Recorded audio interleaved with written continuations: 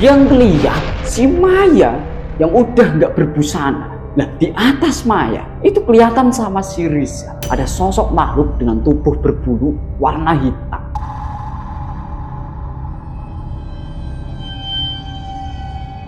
Di situ Rizal dengan keadaan yang sudah benar-benar dipenuhi dengan emosinya. Dia dobrak pintu depan Mbak Suro. Wah, Suro, di mana istriku? Kamu sembunyikan di mana istriku? Dia geledah semua ruangan yang ada di sana.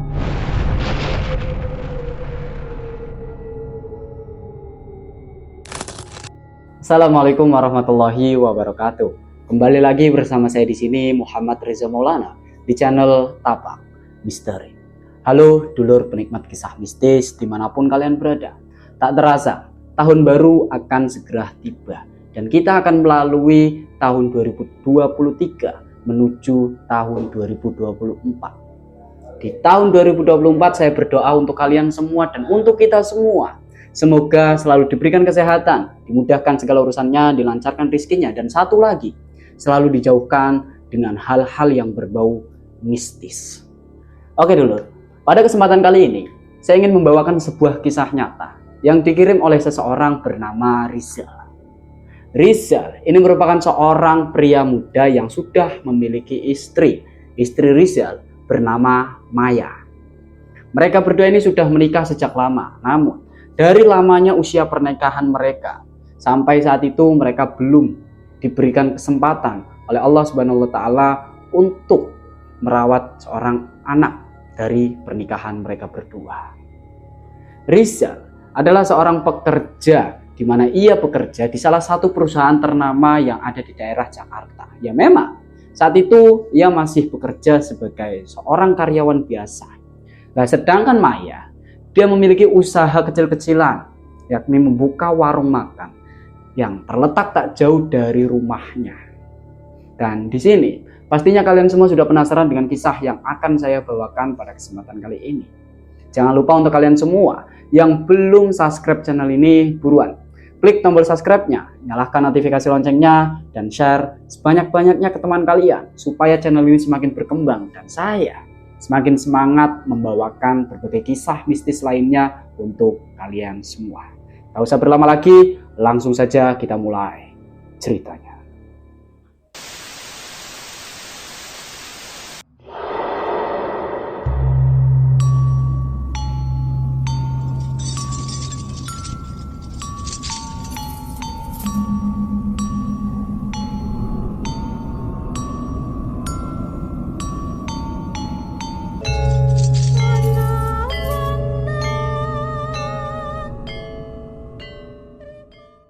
Seperti apa yang saya katakan sebelumnya, kalau Maya ini memiliki sebuah usaha rumah makan kecil-kecilan. Namun, 3 bulan belakangan ini, warung makan atau rumah makan milik Maya itu terasa sepi pembeli.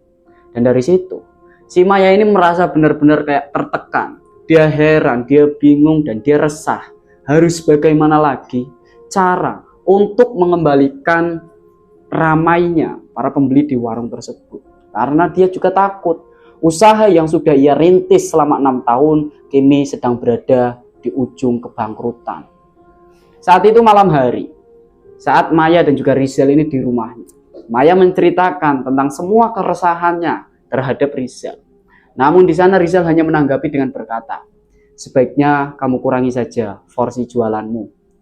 Ya mau gimana, kalaupun kamu banyak-banyak jualan tapi nggak ada pembeli, sama aja kamu buang modal.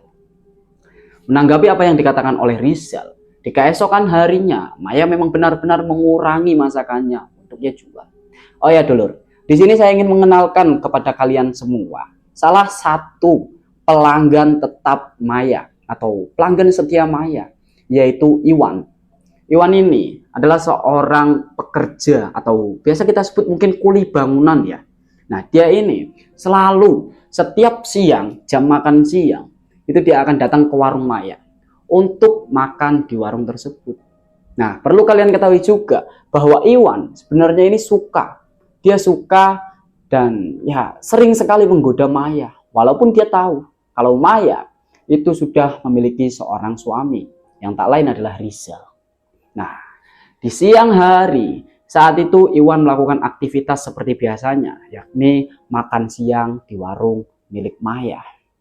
Di sana, Iwan dibuat bingung dengan Maya lantaran terlihat makanan yang tidak seperti biasanya gitu loh. Saat itu makanan yang ada di meja itu terlihat benar-benar sedikit, nggak banyak, nggak kayak sebelum-sebelumnya. Iwan nanya ke si Maya, "Duh, Dek Maya, kok tumben banget sih masaknya sedikit?" "Ya nih Wan, akhir-akhir ini warung aku masih sepi. Kenapa ya? Apa masakanku kurang enak Wan? Atau mungkin mereka bosen Wan?" "Enggak kok Dek Maya, aku nggak pernah sekalipun ngerasa bosen sama masakanmu." "Alah, kami nih Wan, aku bingung Wan, harus bagaimana lagi?" Saat itu mereka berdua ini ngobrol tentang apa sih penyebab warung si Maya ini terasa sepi dari para pembeli. Sedangkan warung lainnya yang berdekatan dengan Maya ini semuanya ramai. Di situ juga Iwan ini mengatakan satu hal yang membuat Maya sedikit terkejut. Dia bilang, "Bisa saja Dek Maya, warung Dek Maya ya dipasang barang yang membuat warung Dek Maya ini sepi atau mungkin bahkan bisa bangkrut." "Ah, kamu ini Wan, apa sih Wan? Udahlah, gak usah ngomongin kayak gitu." "Loh Dek, namanya juga manusia, gak ada yang tahu Dek." Setelah mendengarkan apa yang dikatakan oleh Iwan, Maya ini langsung berbalik badan dan kembali ke dapur. Saat itu Maya juga kepikiran, dia terngiang-ngiang dengan apa yang dikatakan oleh Iwan. Karena dia berpikir mungkin ada benarnya juga apa yang barusan dikatakan oleh Iwan. Nah, saat itu dia kembali lagi ke depan menemui Iwan. Iwan pun berkata, "Gini Dek, kalau misalkan Dek Maya beneran mau Iwan bantu, Iwan kasih alamat salah satu dukun terkenal." "Udahlah Wan, kamu ini gak usah ngomong kayak gitu. Lagipun aku ini udah gak percaya sama yang namanya dukun lah, sama yang namanya mistis dan lain sebagainya. Udah, cepet kamu habisin makanannya. Habis ini aku mau istirahat dulu. Aku mau tutup dulu warungnya, mau pulang, capek." Iwan pun segera menghabiskan makanan yang ia pesan. Setelah makanan habis, Iwan pun kembali pergi untuk melanjutkan pekerjaannya. Saat itu, Maya ini tutup lebih awal. Setelah sampai di rumah, Maya terus kepikiran dengan apa yang barusan dikatakan oleh Iwan. Sampai pada akhirnya di sore harinya, jam 5 sore, saat Rizal atau sang suami ini pulang kerja, di situ Maya menceritakan tentang apa yang barusan ia dapatkan dari sosok Iwan tadi. Dia bilang ke suaminya, "Mas, ayo mas kita ke dukun aja mas. Kita minta tolong, kita minta penglaris." "Hus, jangan ngawur kamu. Nggak usah, nggak perlu kayak gitu. Lagi ya, semuanya udah diatur sama yang kuasa. Masa sih kamu nggak percaya?" "Mas, ya iya mas. Cuman ya mau gimana? Warung aku sepi mas. Aku nggak mau warung yang udah aku rintis selama 6 tahun lamanya ini harus bangkrut. Aku nggak mau mas. Udahlah, kamu nggak usah ngawur. Jangan ikutin apapun itu yang menyesatkanmu. Udah, mas mau istirahat, mas mau mandi, habis itu mau tidur." Batin Maya ini seakan-akan berbicara, kalaupun Rizal tidak mengizinkan atau tidak mau mengantarkan Maya menemui sosok dukun yang disebut atau dimaksud oleh Iwan, maka Maya sendirilah yang akan mendatangi dukun tersebut. Benar saja, di keesokan harinya seperti biasa, dia membuka warungnya jam 10.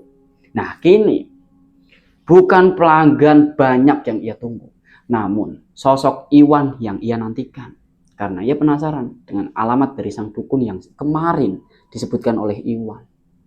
Lama ia menunggu, datanglah dari kejauhan Iwan.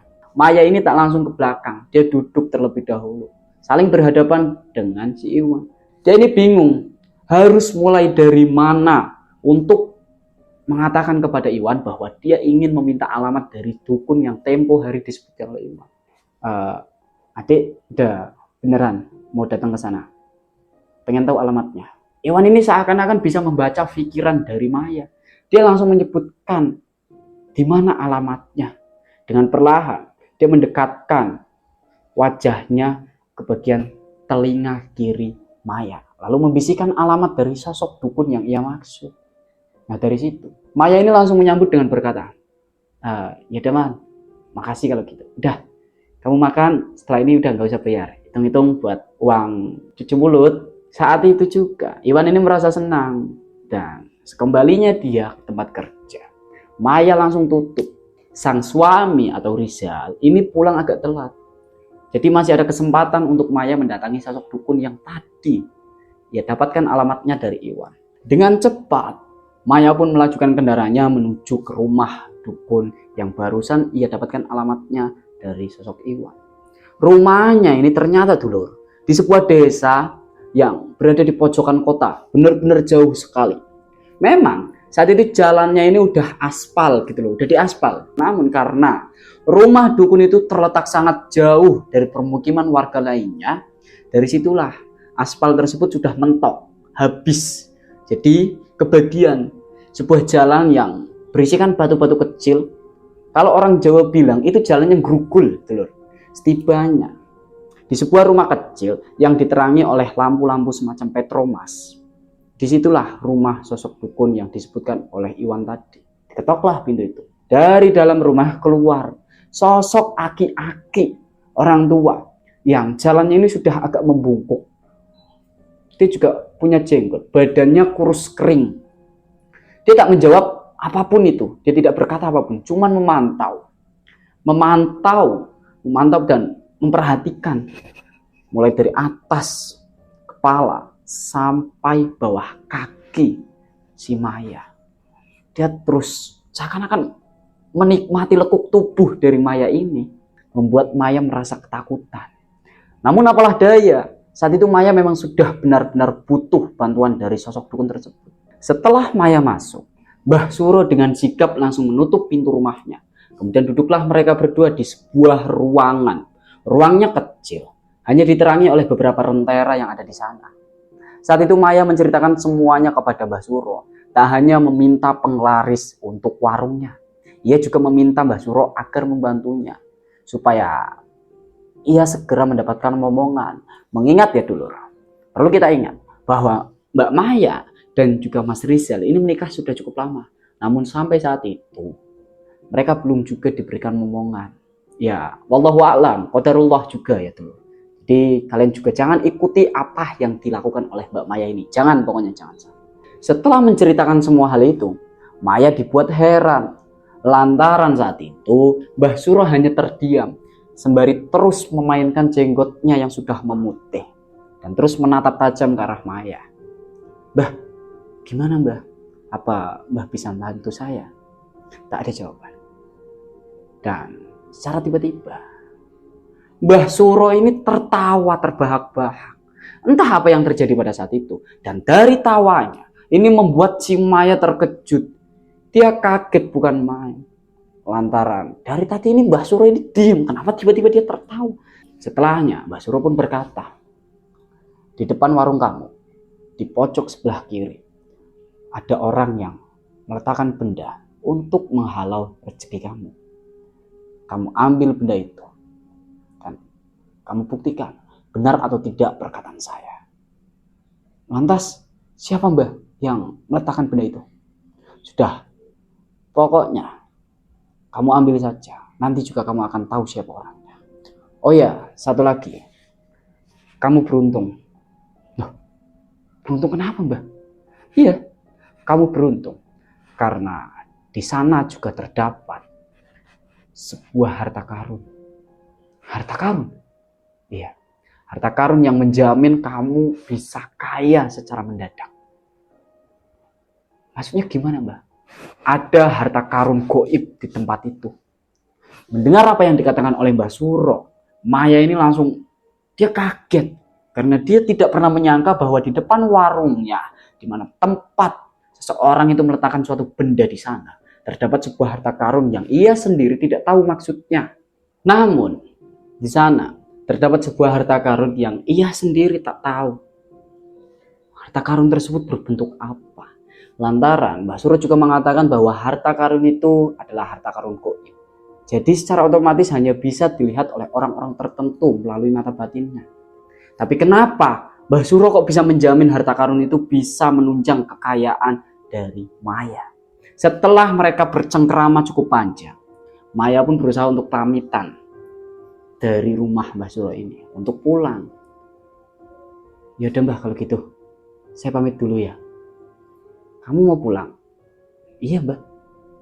Enggak, kamu nginep sini aja. Sudah malam. Nanti takut ada apa-apa. Emang kamu berani? Ya sebenarnya Maya juga ngerasa takut kalau harus pulang melalui jalan yang sama kayak tadi. Jalan yang benar-benar gelap banget. Di kanan kirinya penuh dengan hutan rindang. Nggak sekalipun dia nemuin ada masyarakat atau warga atau orang yang melintas di tempat tersebut. Tapi lebih takutnya lagi ketika Maya berada di sana, dia akan semacam dilecehkan oleh sosok dukun yang terlihat wajahnya ini cukup cabul. Dari sanalah Maya memutuskan untuk tetap pulang. Saat melangkah menuju luar, Mbah Suro ini kembali menggoda Maya. Sembari tertawa dia berkata, "Dah, nginep sini aja.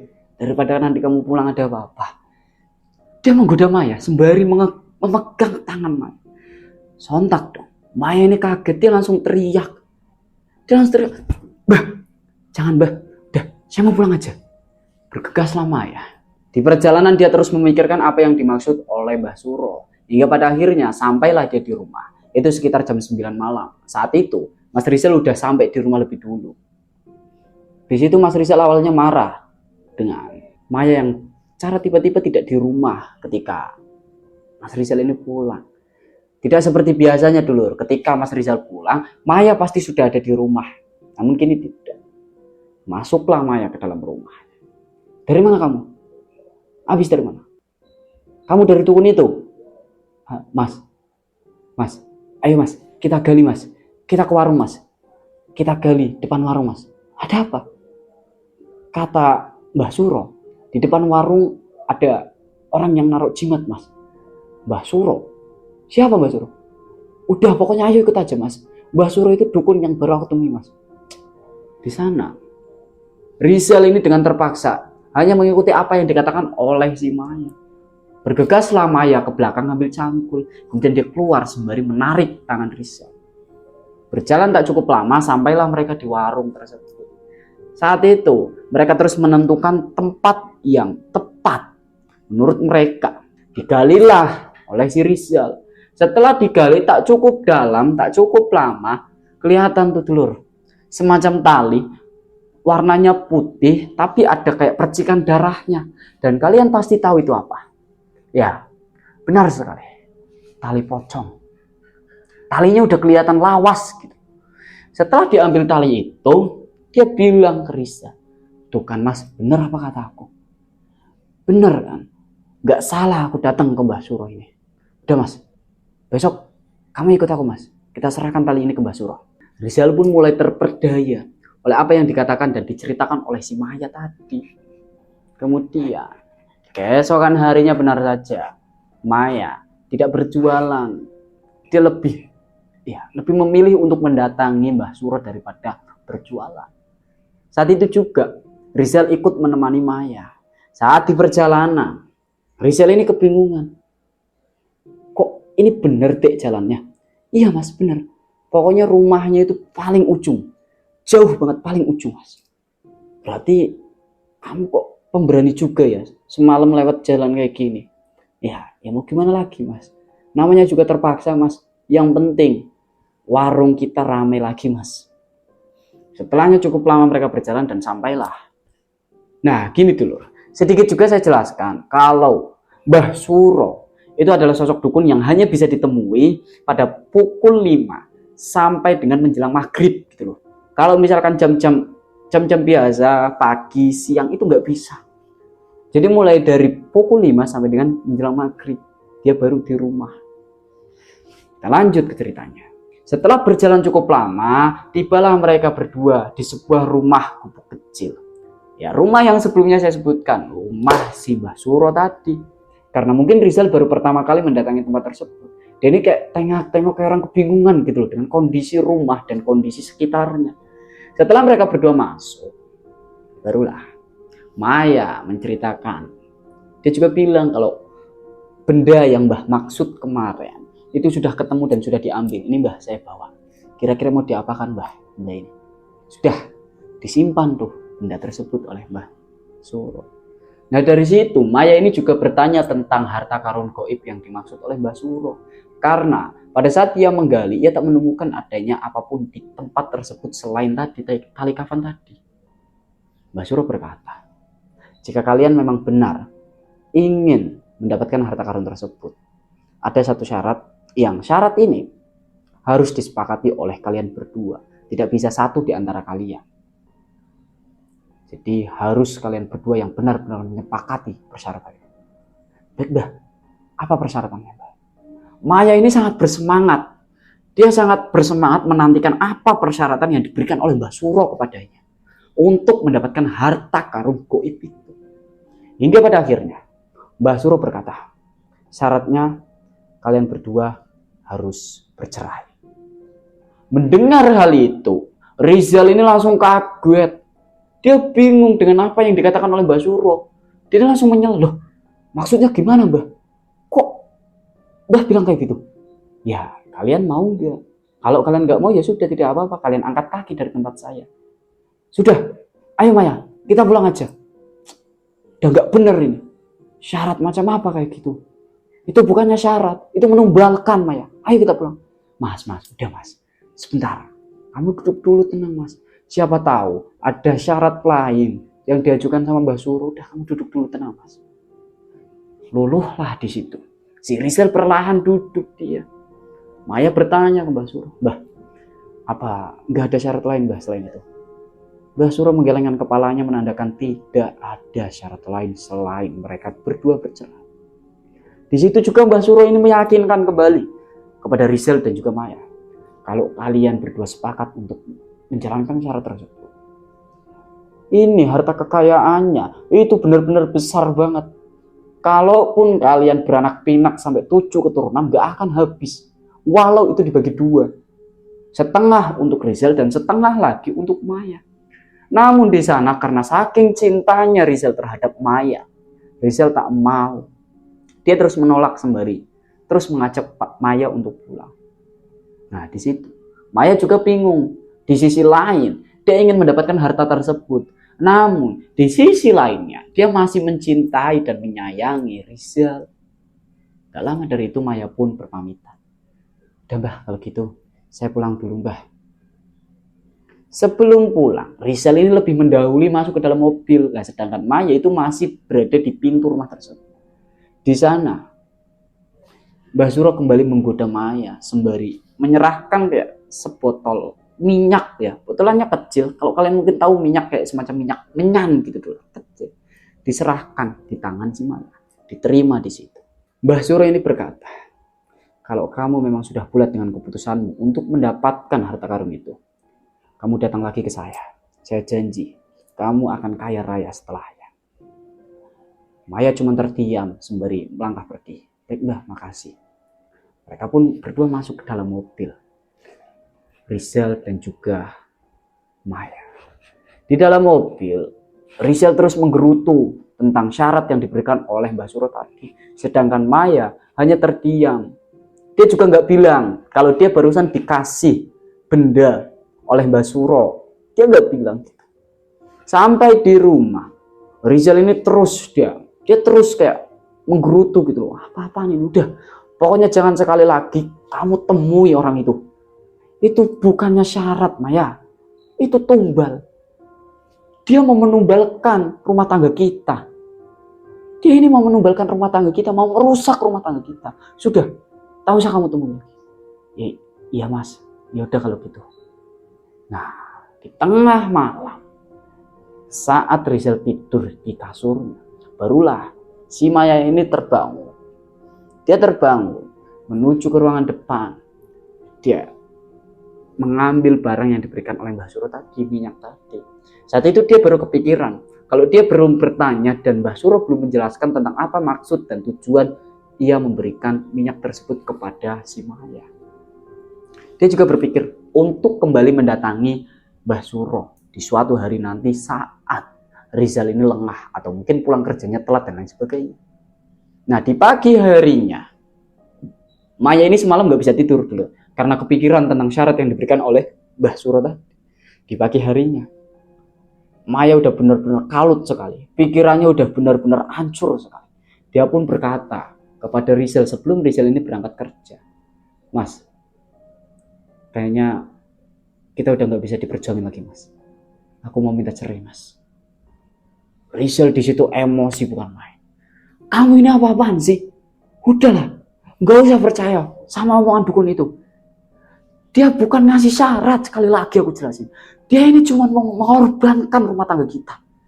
Gak perlu kamu di situ." Tanpa mengatakan suatu hal apapun itu karena memang sudah benar-benar pikirannya kacau sekali. Rizal cuma beranjak pergi meninggalkan rumah untuk kembali bekerja. Dia berangkat bekerja sedangkan si Maya cuma berdiam diri. Hingga di sore harinya Rizal pun pulang. Ya saat itu memang dulur, Maya tetap melayani Rizal selayaknya seorang istri yang berbakti terhadap suaminya. Dia buatkan kopi, dia siapkan makan malam, namun tak sepatah kata pun keluar dari mulut di antara keduanya. Dua-duanya sama-sama diam. Lama mereka berdiam-diaman. Di pagi harinya, di hari itu ia kembali mempersiapkan dagangannya. Dia juga berpikir setelah tali pocong itu ia angkat, kemudian warungnya akan kembali ramai lagi. Namun ternyata saat itu tidak ada satupun pembeli lain selain si Iwan. Ya, hanya ada Iwan yang kembali datang ke sana untuk membeli masakan dari si Maya. Saat itu Iwan juga bertanya tentang kenapa kok kemarin tutup. Di sanalah Maya kembali menjelaskan kalau kemarin ia mendatangi dukun yang dimaksud oleh Iwan dan beliau adalah Mbah Suro. Terus si Iwan ini nanya, lantas gimana hasilnya? Maya pun menjelaskan kalau Maya sudah mengangkat sebuah benda yang diletakkan oleh seseorang di depan warungnya sembari menunjuk gitu. Tuh di situ Wan, ada orang yang naruh benda di situ. Tapi anehnya, setelah benda tersebut diangkat, mengapa kok sampai saat itu warung Maya masih tetap sepi? Hingga pada akhirnya sore hari hanya satu Iwan saja di hari itu yang beli, yang makan di warung milik Maya. Sore harinya saat Maya ini kembali tutup, dia pulang nih. Saat di rumah dia bertemu dengan suaminya Rizal. Ditanyalah saat itu, gimana? Ada yang beli? Maya cuma menggelengkan kepalanya. Dari situ Rizal juga punya kekuatan untuk membantah kesaktian dari Mbah Suro. Sudah jelas kan? Mbah Suro hanya menipumu. Mbah Suro ini hanya berbohong kepadamu. Semua itu Maya, rezeki itu sudah ditakdirkan oleh Allah. Sudahlah, tak usah lagi kau percaya dengan yang begitu-begituan. Mendengar apa yang dikatakan oleh Rizal, bukannya sadar, dia hanya kembali masuk ke dalam kamarnya sembari menutup pintu dengan kencang. Brak! Ternyata di sana Maya terus memikirkan kapan dia bisa menemui Mbah Suro. Setelah lama berpikir, hari-hari pun berlalu. Ya seperti biasa, Maya berjualan, namun tak ada perkembangan dari dagangannya, masih tetap sepi. Hingga di suatu hari dulu, saat itu Maya yang lagi jualan tiba-tiba mendapat pesan masuk melalui ponselnya. Pesan itu tertuliskan, "Maya, saya hari ini pulang terlambat karena ada kerja tambahan. Kamu makan malam lebih dulu saja daripada nungguin saya." Dan mungkin kalian sudah menduga pesan itu dari siapa. Ya, pesan itu berasal dari Mas Rizal yang mengatakan bahwa ia akan pulang terlambat. Membaca pesan itu, Maya bukan bersedih, ia malah bersenang hati. Saat itu juga ia langsung menutup warungnya dan bergegas pulang. Setelah pulang dia beres-beres. Tak lupa dia membawa minyak yang diberikan oleh Mbah Suro, kemudian melajukan kendaraannya dengan ugal-ugalan. Dia menuju ke rumah Mbah Suro. Setibanya di sana, Mbah Suro sudah menunggu di depan pintu. Saat itu juga Maya pun bertanya tentang maksud dari minyak yang tempo hari diberikan oleh Mbah Suro kepadanya. Di situ Mbah Suro hanya berkata, "Kamu simpan saja minyak itu. Kamu letakkan minyak itu di laci, di mana tempat kamu meletakkan uang di warung. Oh, baik Mbah kalau gitu. Di sana mereka juga ngobrol tentang harta karun goib yang sebelumnya disebutkan oleh Mbah Suro. Nah, dari situlah Maya kembali terbayang-bayang akan seberapa besarnya harta karun itu. Dia juga terus memikirkan bagaimana cara untuk bisa cerai dari Rizal. Mbah Suro ini berkata, kamu cari saja kesalahan dari suamimu, kesalahan kecil saja kamu cari, supaya kamu bisa punya senjata buat bercerai dengan suamimu. Setelah mereka ngobrol cukup panjang, akhirnya Maya pun beranjak pergi. Ia pergi dengan buru-buru, lantaran ia takut kalau setibanya di rumah ternyata sang suami sudah ada di rumah. Saat baru keluar dari area rumah Mbah Suro, ternyata dulu dari semak-semak tak jauh dari rumah Mbah Suro terdapat sesosok makhluk yang memantau Maya dari tadi. Maya tidak sadar akan adanya sosok tersebut yang dari tadi sudah memantaunya. Dia melajukan kendaraannya. Hujan saat itu udah benar-benar parah sekali. Petir menyambar ke segala arah membuat Maya merasa ketakutan. Namun beruntungnya ia tiba di rumahnya tepat waktu sebelum si Rizal ini tiba. Tak lama tibanya Maya, dia langsung menghapus seluruh make up-nya. Dia hapus make up-nya, dia berbaring di ranjang kamarnya. Tak lama dari itu, terdengar suara ketukan pintu dan itu adalah Rizal yang baru pulang. Tak cukup panjang mereka ngobrol. Karena saat itu Rizal mungkin merasa harinya begitu melelahkan. Dia pun langsung beranjak pergi ke kamar. Ya Dek, aku mau tidur dulu, capek dari tadi belum istirahat. Ya udah Mas. Masuklah Rizal. Lah di esok harinya dulur, Maya dengan bersemangat dia membuka warungnya lebih pagi lagi. Jam 8 dia udah masak, udah berkelut dengan wajan, udah berkelut dengan semua barang-barang benda-benda yang ada di dapur warungnya tersebut. Setelah masak baru saja hidangannya matang dan ditaruh di semacam kayak, kalau warteg-warteg gitu kalian tahu kan ya, ada semacam lemari kaca yang di dalamnya itu makanan gitu. Baru diletakkan di situ, datang beberapa orang. Bukan hanya satu ataupun dua, tapi banyak. Mereka datang secara bergantian untuk membeli makanan di warung Maya.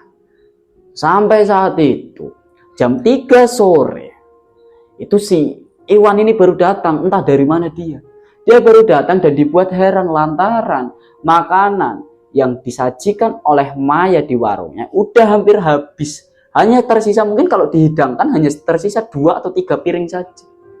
Dari situ Iwan pun bilang, wah berarti manjur juga ya Mbah Suro. Gak nyesel kan kamu aku saranin ke sana? Iya Wan, makasih banyak ya Wan. Pokoknya kamu temen aku paling baik banget Wan. Yaudah Wan, kamu makan apa? Aku buatin ya. Soalnya setelah ini aku mau tutup, aku mau pulang lebih cepet. Aku mau kasih tahu suamiku biar dia tahu kalau Mbah Suro ini beneran, nggak bohong. Dia nggak nipu aku. Setelahnya Iwan pun makan. Nah, setelah Iwan makan, si Maya ini bergegas menutup warungnya karena memang saat itu makanannya sudah habis. Dia pun pulang ke rumah sembari terus tersenyum. Di sofa ruang tamu dia tersenyum, di kamar tersenyum, pokoknya tersenyum. Dia menantikan kepulangan sang suami yaitu Rizal. Setelah Rizal pulang, disitulah Maya ini langsung bilang ke Rizal, Mas, dagangan aku laris Mas. Pokoknya alhamdulillah Mas, dagangan aku laris Mas. Dia sempat loh ngucap alhamdulillah sebelum pada akhirnya dia menyebutkan semua ini gara-gara Mbah Suro yang sudah membantu. Coba kalian pikirkan. Sebelumnya dia berkata, alhamdulillah Mas, dagangan saya laris. Nah setelahnya dia berkata, ini semua berkat dari Mbah Suro. Seharusnya Maya berkata, alhamdulillah Mas, ini semua berkat kuasa dari Yang Maha Kuasa, yaitu Allah Subhanahu wa taala. Nah, dari itu juga si Rizal ini kembali mengamuk dan marah. Kamu ini apa-apaan sih? Terus saja kamu sebut-sebut nama Mbah Suro itu. Semua ini sudah ditakdirkan, sudah diberikan rizki yang kamu terima. Itu sudah dicatat oleh Allah. Gak usah kamu menyangkutkan semua hal ini oleh sosok dukun itu. Di situ Maya tidak menghiraukan apa yang dikatakan oleh Rizal karena saking senangnya dia. Setelah berjalannya waktu cukup lama, saat itu di mana hari, ya mungkin sekitar 1 bulan setelah itu dulu, Maya kembali beraktivitas. Namun di sana dia dibuat heran saat dia membuka warungnya. Di laci tempat di mana dia menyimpan minyak yang diberikan oleh Mbah Suro, dia kehilangan minyak itu. Raib, entah diambil siapa. Dia kebingungan saat itu.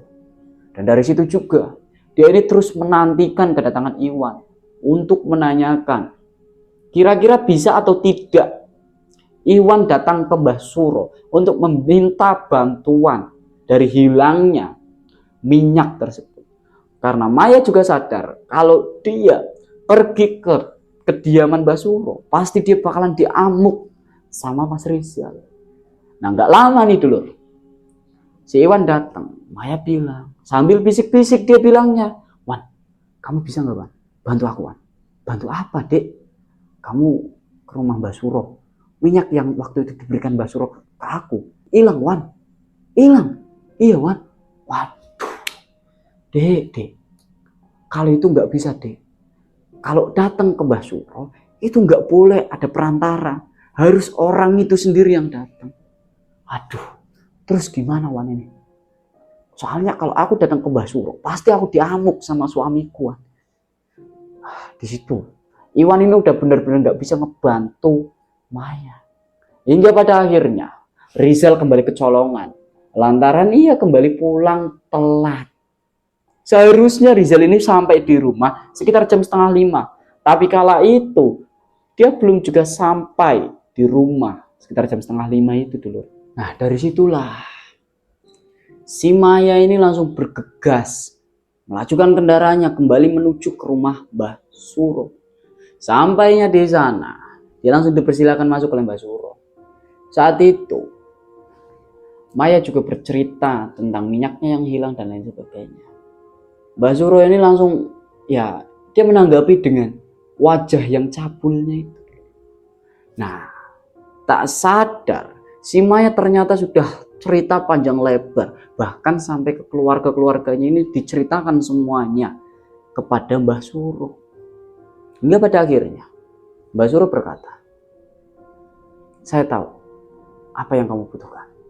Sekarang kamu masuk saja ke kamar.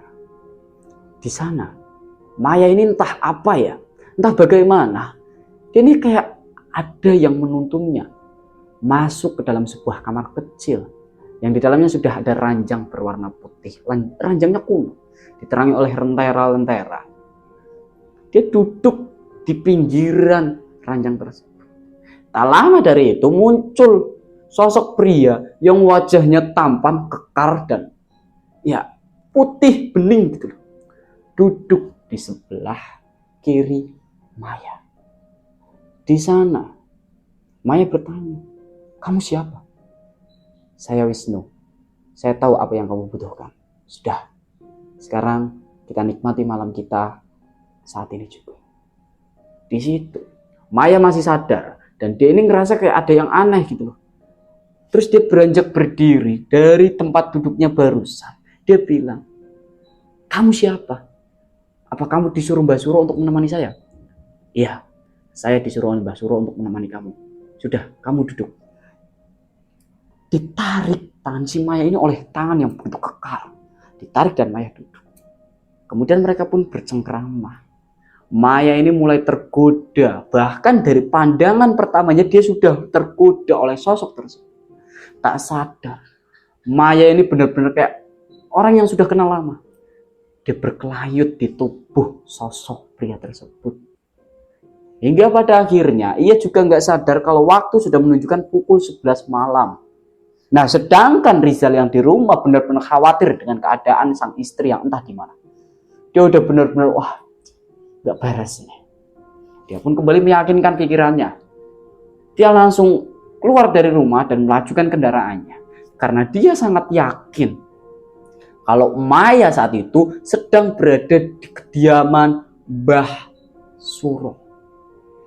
Namun, ini suatu hal yang aneh. Perjalanan dari rumah menuju kediaman Mbah Suro ini terasa kayak jauh banget. Benar-benar jauh. Saat itu jam 11 malam. Nah, di setiap perjalanan, Rizal selalu menemui hal-hal ganjil bin aneh bin goib. Mulai dari suara tawaan dari sosok yang biasa kita sebut mungkin kuntilanak. Sosok bayangan hitam yang menghadang. Bahkan di bagian dalam mobilnya, di belakangnya, itu dia melihat dari kaca spion, ada yang duduk. Ada yang duduk di belakangnya. Tapi dia di situ terus memantapkan pikirannya untuk terus melajukan kendaraannya karena dia yakin sang istri dalam keadaan yang tidak baik-baik saja di kediaman Mbah Suro. Lama dia berjalan hingga pada akhirnya di sebuah persimpangan tepat di depan mobilnya terdapat sesosok ular yang kepalanya ini kayak gimana yang jelasinnya? Kepala ini benar-benar kayak kepala manusia gitu. Ularnya besar sekali. Benar-benar. Di situ Rizal cuma bisa terus beristighfar, terus berdoa. Sedangkan di sisi lain sang istri yang saat itu sudah mulai terayu. Hingga pada akhirnya di kamar kecil itu terjadilah sebuah hubungan terlarang antara Maya dan juga sosok dari Wisnu. Padahal Maya tidak tahu siapa sebenarnya Wisnu itu. Tapi saat itu entah bagaimana ceritanya, Maya ini tergoda dan dia melakukan hubungan selayaknya suami istri di kamar kecil itu. Nah, gak lama kemudian tibalah Rizal di tempat tersebut. Di situ Rizal dengan keadaan yang sudah benar-benar dipenuhi dengan emosinya. Dia turun dari mobil melangkah dengan pasti sembari diguyur hujan. Melangkah masuk ke dalam kediaman Mbah Suro. Saat itu dia dobrak pintu depan Mbah Suro. Wah, kenceng sekali. Dia tidak menemukan siapapun selain Mbah Suro yang sedang bertapa di tempat seperti biasa. Suro, di mana istriku? Kamu sembunyikan di mana istriku? Mbah Suro ini cuma diem doang. Dia diem doang sembari terus bertapa. Dia nggak bergerak sedikit pun. Lantaran sudah termakan emosi, Rizal ini langsung menerobos masuk. Dia geledah semua ruangan yang ada di sana. Namun dulu aneh sekali. Dia nggak nemuin adanya tanda-tanda keberadaan si Maya. Bahkan kamar yang sebelumnya digunakan oleh Maya dan juga sosok Wisnu ini berhubungan badan, itu udah nggak ada bekas apapun. Rizal ini merasa putus asa. Dia nggak bilang apa-apa lagi sama si Suro ini. Dia cuma beranjak pergi, mengendarai kendaraannya dengan begitu cepat. Hingga pada akhirnya dia sampailah tuh di rumahnya. Ini suatu hal yang aneh juga. Karena ketika sampai di rumah, dia menemui istrinya yakni Maya sudah tertidur pulas di kamarnya. Nah, kondisi tidurnya ini udah kayak orang yang tidur sejak beberapa jam yang lalu, udah lama gitu. Dia tidur di situ. Di situ. Perlahan, amarah, emosi dan segala yang menghancurkan hati Rizal ini semakin melemah gitu loh ketika melihat istri yang ia sayangi, yang ia cintai terlelap tidur dengan kondisi seperti itu. Barulah di pagi harinya si Rizal ini menanyakan kepada Maya, Maya, kamu jujur kepada saya, semalam kamu kemana? Mas, semalam saya di rumah. Orang semalam hujan lebat kayak gitu kok, saya di rumah mas. Tak mau seuzon terhadap sang istri yang ia cintai, Rizal hanya bisa luluh. Selang beberapa waktu, ini hal aneh kembali menimpa sosok Maya. Lantaran saat itu, Maya yang secara tiba-tiba mengandung. Dia hamil. Nah, di sana Rizal ini tak menaruh sedikit pun rasa curiga terhadap kehamilan sang istri. Bahkan Rizal dengan antusias merubah sikapnya, merubah sifatnya. Kini Rizal menjadi sosok Rizal yang penyayang, baik, dan terus memperhatikan perkembangan dari buah hati atau dari bayi yang ada di janin Maya. Namun perlu kalian ketahui dan tanpa disadari oleh Rizal bahwa bayi yang dikandung oleh Maya bukanlah anak dia. anak jin. Nah, Wisnu yang tempo hari bersetubuh dengan si Maya itu juga bukan manusia. Itu sosok jin yang menjelma dulu. Di sana Rizal ini tak mengetahui sebenarnya akan semua hal itu. Tapi 7 bulan dari mengandungnya si Maya ini, Rizal sering sekali memergoki si Maya yang sedang melakukan hal-hal aneh di luar nalar. Tak kalah saat itu, jam 12 malam, Maya tiba-tiba terbangun.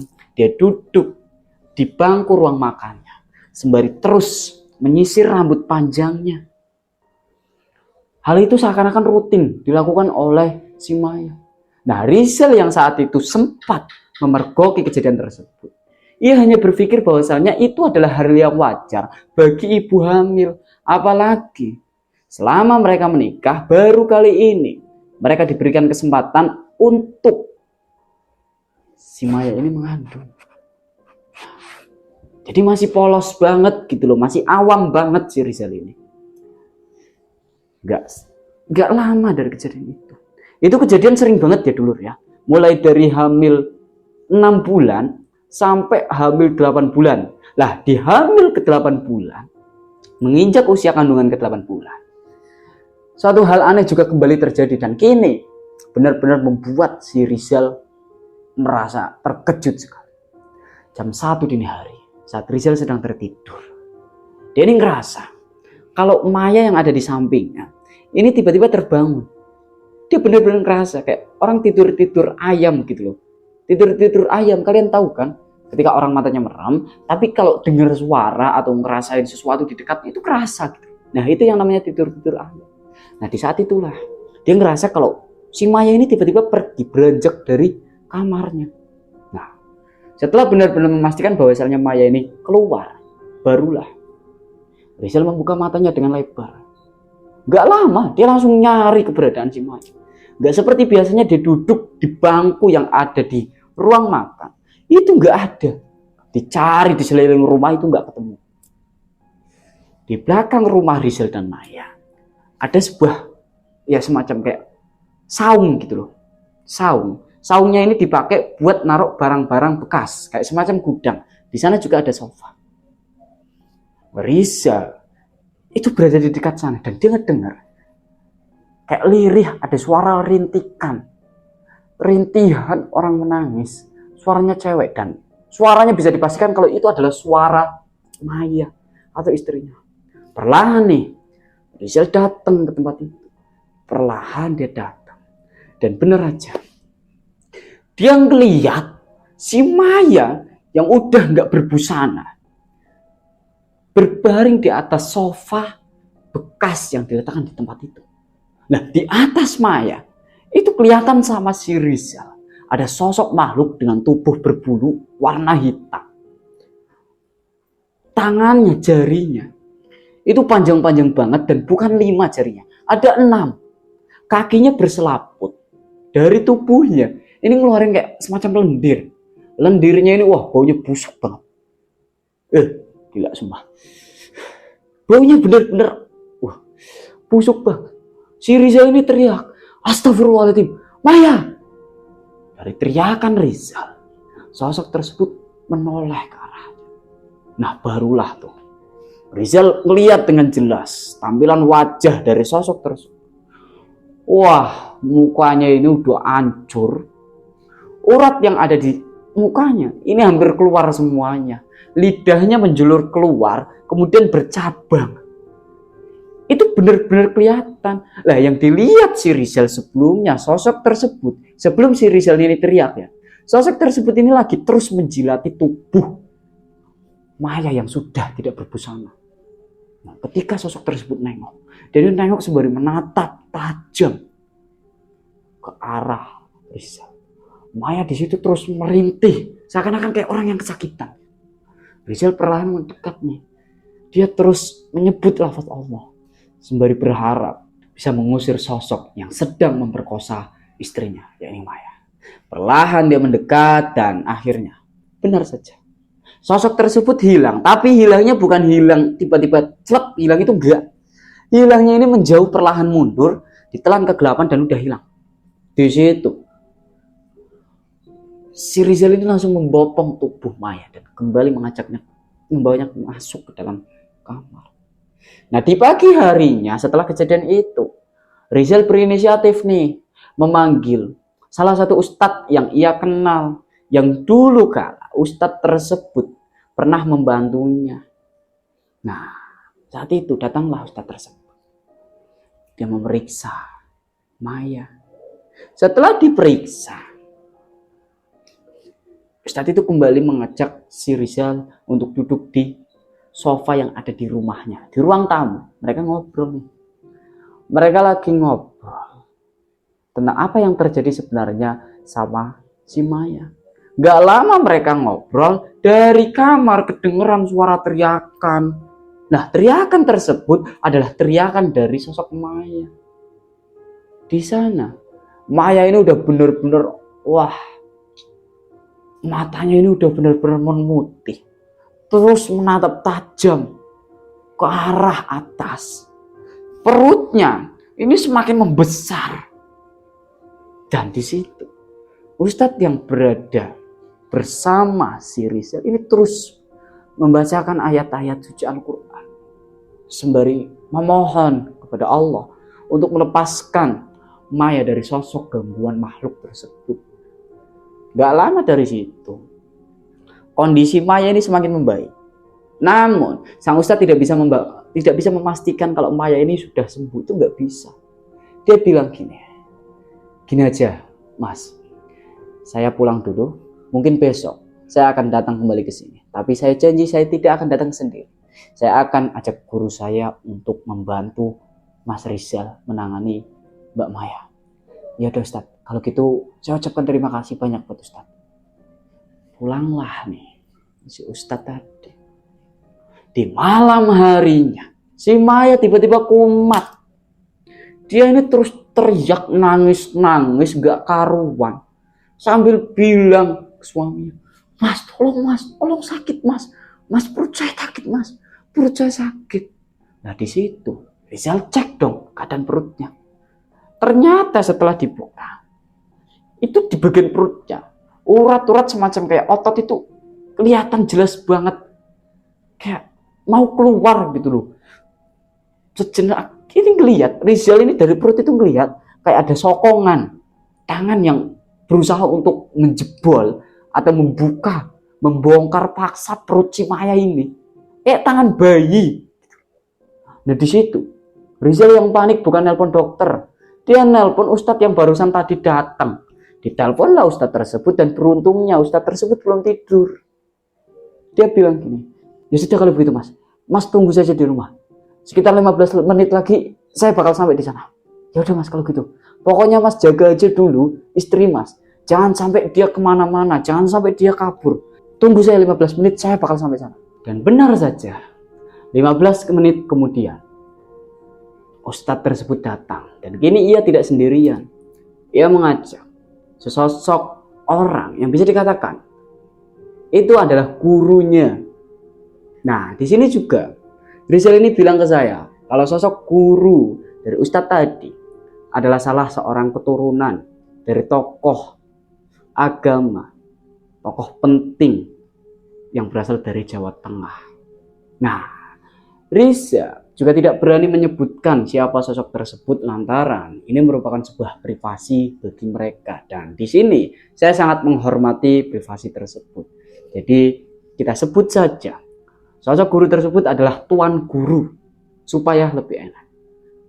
Setibanya mereka berdua di sana, si ustadz tadi dengan tuan gurunya diperiksalah di situ. Dia melihat Maya yang udah benar-benar merintih kesakitan. Perutnya ini kayak membengkak gitu loh. Nah, disitulah tuan guru bilang ke Rizal, Mas, kamu letakkan tanganmu di atas perutnya. Kamu pejamkan matamu dan teruslah beristighfar, Mas. Saya bantu kamu dari belakang. Setelah Rizal ini meletakkan tangannya di perut tersebut, di perut Maya tadi, tuan guru ini juga meletakkan tangannya di pundak Rizal, sembari terus memutar tasbihnya dan terus membacakan ayat-ayat Al-Quran. Semakin lama, terlihat nih bro, perut si Maya yang tadinya membuncit kayak orang hamil itu perlahan mengecil bro, mengecil dan stabil kayak tadinya gitu. Nah dari situlah Maya perlahan ini tenang gitu, bener-bener udah nggak terlalu ngerasa sakit lagi. Setelah kondisi Maya ini sudah mulai membaik, mereka bertiga meninggalkan Maya di kamarnya, biarkan Maya menenangkan dirinya sendiri. Mereka berdua ini ngobrol, mereka bertiga ini ngobrol di ruang tamu. Di sana Tuan Guru juga berkata, sejak kapan mas istrimu mengandung? Ya sudah hampir 8 bulan ini Ustaz. 8 bulan? Iya mas, istrimu bukan mengandung mas, dia ini kena semacam santet mas. Loh, terus bagaimana Ustaz? Bagaimana cara saya untuk menyelamatkannya? Istrimu mas, itu diperkosa sama jin. Nah jin yang merkosa istrimu itu jin suruhan, jin kiriman mas. Astagfirullahaladzim, ya Allah. Lantas bagaimana Ustaz supaya saya bisa melepaskan sosok jin tersebut? Gini mas, masnya coba cari barangkali ada barang atau benda apapun itu yang didapatkan oleh istri mas dari sosok si pengirim. Karena mas, setahu saya mas, sosok pengirim ini tidak akan bisa dengan mudah mengirim jin untuk memperkosa istri mas tanpa ada perantara barang. Coba mas cari. Baik Ustaz, sebentar. Saya ingat, saya pernah ngambil minyak istri saya yang diberikan oleh seorang dukun. Ya sudah, mas ambil. Beranjaklah di situ. Rizal berdiri dari tempat duduknya dan gak lama kemudian dia kembali sembari membawa sebotol kecil minyak berwarna kuning. Diserahkanlah di situ ke Ustadz tersebut. Tak lama dilihat, kemudian dia berkata, baik mas, ini benar. Memang ini jin kiriman. Tapi saya janji, 2 atau 3 hari lagi, jin ini akan saya kembalikan dan kita lihat saja. Pengirim akan mendapatkan kesialan. Termasuk musibah mas, atas izin Allah. Tenang saja mas. Setelah kejadian itu, setelah mereka berdua memastikan bahwasalnya tadi Tuan Guru ini dan juga Ustadz tadi ini sudah memastikan bahwasalnya si Maya udah benar-benar aman, mereka berdua pulang. Selang 3 hari berlalu, karena memang saat itu Rizal ini benar-benar diterka dengan rasa penasaran yang begitu hebat terhadap apa yang dikatakan oleh Tuan Guru sebelumnya. Kalau sosok pengirim akan mendapatkan musibah atau kesialan atas izin Allah selama 2 atau 3 hari mendatang. Dan kini 3 hari. Dia dengan isengnya nih datang ke kediaman Mbah Suro. Sampai di sana dia emang bener gak nemuin keberadaan Mbah Suro di rumahnya. Nah, di penghujung desa, di pojokan desa, dia ketemu sama beberapa petani yang lagi beristirahat di sana. Nanyalah Rizal, Pak, mohon maaf, kalau boleh nanya, kok rumah itu kok sepi ya? Rumah yang mana mas? Itu pak, yang di pojokan itu. Oh rumah itu mas? Iya. Oh itu rumahnya Mbah Suro mas. Dia udah meninggal mas tapi. Meninggal? Iya mas. Kapan pak meninggalnya? Barusan semalam mas. Tadi pagi baru dikubur jasadnya. Oh gitu. Ya udah pak, kalau gitu makasih ya. Saya permisi dulu. Beranjaklah pergi dasar. Di dalam mobil, Rizal ini benar-benar kayak heran gitu loh. Ternyata memang benar. Sosok Mbah Surolah yang telah mengirim jin tersebut. Gak hanya di situ. Mungkin kalian berpikir hanya sampai situ. Ternyata tidak. Sesampainya di rumah, baru dia turun dari mobil, dia ngedenger toa masjid yang ada di kampungnya ini menyiarkan tentang adanya orang meninggal di kampung tersebut. Dan tak lain, itu adalah Iwan, pengagum rahasia Maya. Semakin yakinlah tuh Rizal kalau ternyata Mbah Suro dan juga si Iwan sudah bersekongkol untuk melakukan hal tersebut terhadap Maya. Nah, di situ Rizal ini cuma bisa terus ya Dia bersabar atas apa yang semuanya terjadi. Namun setelah semua kejadian itu menimpa sang istri, tak ada sedikit pun niatan dari Rizal untuk menjauh, bahkan menceraikan istrinya, tidak ada. Karena dia sangat yakin kalau Maya atau istrinya saat ini adalah jodohnya di dunia maupun akhirat kelak. Dan alhamdulillah sampai saat ini juga Maya dan juga Mas Rizal masih menjadi sepasang suami istri yang selalu romantis, selalu menyayangi satu sama lain. Dan maka dari itu juga kisah ini berakhir sampai di sini. Sedulur Tapak Misteri dimanapun kalian berada, dari kisah ini mengajarkan kepada kita tentang betapa pentingnya iman. Iman tidak terlihat, tapi dirasakan. Iman adalah kekuatan ketika kita merasa tidak memiliki apa-apa. Iman adalah harapan ketika semua tampak hilang. Dan mungkin itu saja yang dapat saya sampaikan pada kesempatan kali ini. Saya akhiri dan sampai berjumpa di lain kali. Wassalamualaikum warahmatullahi wabarakatuh.